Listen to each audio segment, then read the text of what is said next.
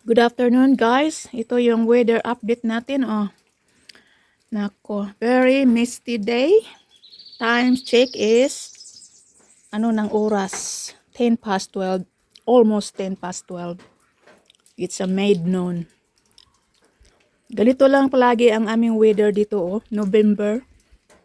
Parang winter. Ay nako. Nakaka-depress talaga itong ganitong weather na palagi na lang uulan, walang araw, cloudy. At ito yung mga taniman ko dito, oh, na dito lang sa veranda. At ito yung mga succulent. Ayan, oh, nandito na lang sa veranda dito ko lang kasi palaging uulan. Ayan, mga bago ko itong repotting. Ayan, oh. Dito, wala pa akong akadama.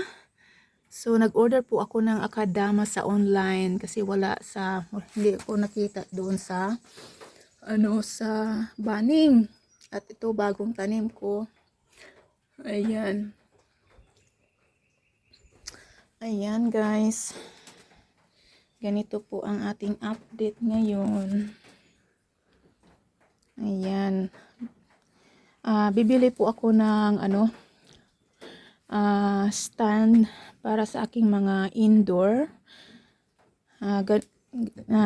Tulad nito, yung shelf pang indoor or outdoor na stand, plant stand. Para doon ko ilagay, dito ko ilagay guys, oh. Dito, para kukuha sila makakuan sila sa sunlight dito sa labas. At hindi sila masyadong maulanan dito sa veranda.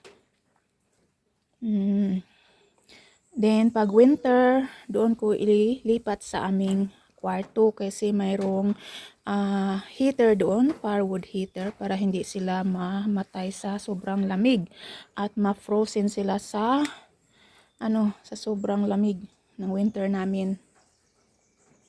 Ayan. Pag mayroong araw sa umaga, dito ko ilagay sa stone wall yung mga succulent ko dito guys. At meron akong rack dito. Ito lang temporary lang. Pag uulan naman, ay dito ilipat ko dito. Oh. Ayan, lipat at meron na akong tanglad. O magsabaw tayo. Tamang-tama.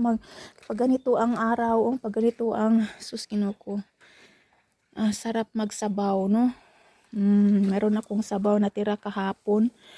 Yung pork spare ribs ay hurot na, ubos na. Nag-lunch na ko bago ako mag-update kay Mita sa inyo. Hanggang dito na lang tayo guys. Thank you for watching. Bye!